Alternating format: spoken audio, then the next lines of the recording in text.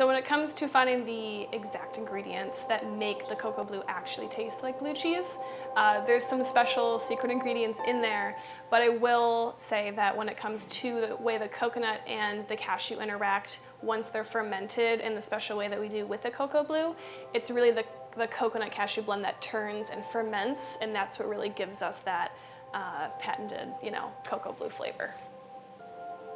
For me, when it came to starting with vegan cheese, I had no idea where to start, truly. I actually wanted to learn more about the vegan culture, vegan food. So I studied at a few different spots. I staged, I worked at a couple of vegan restaurants that actually made their own vegan cheese from scratch. And that really opened the door for me of understanding how it was made, because it was kind of a mystery for me in the beginning. But I was originally trying to make a goat cheese, like a sour, funky, that's one thing I really missed was goat cheese and brie. Loved blue, but I was really aiming for goat cheese. So I was using coconut and cashew and different nuts and such.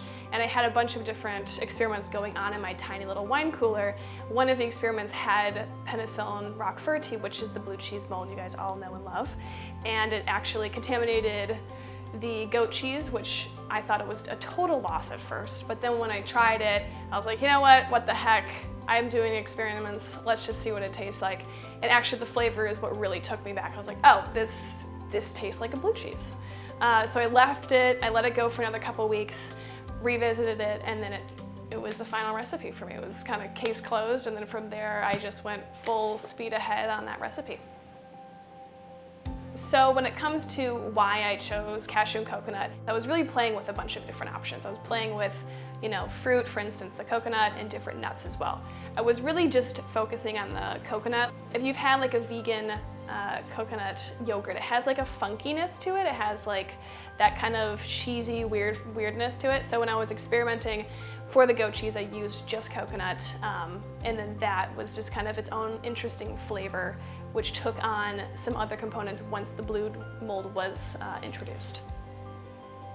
So when it comes to the process of making cocoa blue, we start with the pasteurized nuts and all the other ingredients. We soak the cashews overnight, and then we make that mixture with the coconut the next day. That ferments overnight. We use cultures, and the mold is already in there, ready to rock. And then the next morning we come in, it's a nice thick cashew cheese kind of consistency, nice and thick. That goes into the ring molds. They sit and then they set. There's no whey drainage or anything like that. And then from there they go into the blooming fridge. They get a nice bright blue on the outside, which is the penicillin roqueforti activating. And then they get remolded and then set into their long aging cave, which takes about 3 months total from the very start to the very end. So getting into the farmer's market, I was very good friends with Blode Coup. They were leaving the farmer's market to do their own venture.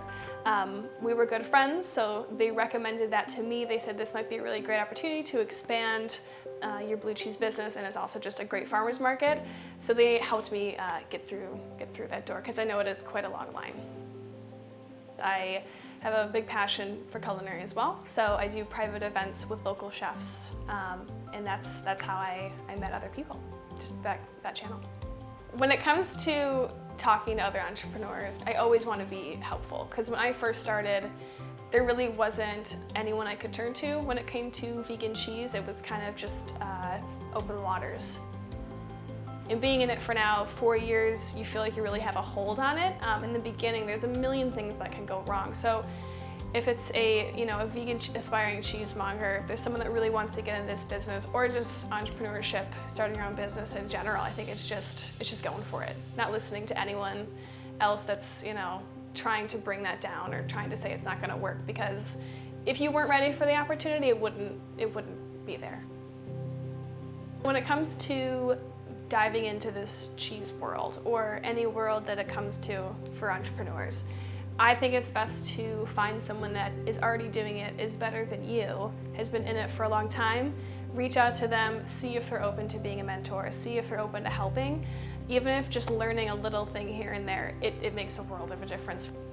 One thing I really took away from my mentors, it didn't hit me until it did, was keeping it small and not getting too big too quickly. and it didn't really register. I totally understand it now, being in this for 4 years. But starting small and keeping the quality really high and just like really like reining it in and just kind of like savoring that success instead of being an overnight viral sensation. When it comes to getting your name out there and networking and really just getting to know like the food community, I think it's always best. It's uncomfortable in the beginning, but just talking about it or bringing in samples, making people try it, whatever it is that you're selling, because you never know who is going to know someone that needs to try your cheese or your product. So when it comes to getting your product out there, there's a lot of ways to do it. I personally really love the organic approach of talking to people, showing it to people, because word of mouth really carries it. There's one time that I wasn't going to bring my cheese to an event that I was working at, but I had some friends there. I wanted to just like have people try it. I like to get advice. I like to just kind of put it out there and just like let it do its own talking. Luckily I did bring it and it really paid off. It got me a couple of different jobs. It got me a couple of different clients. So if you're nervous to put it out there, I think just do it. Just put it out there. Because some people might like it, some people might love it.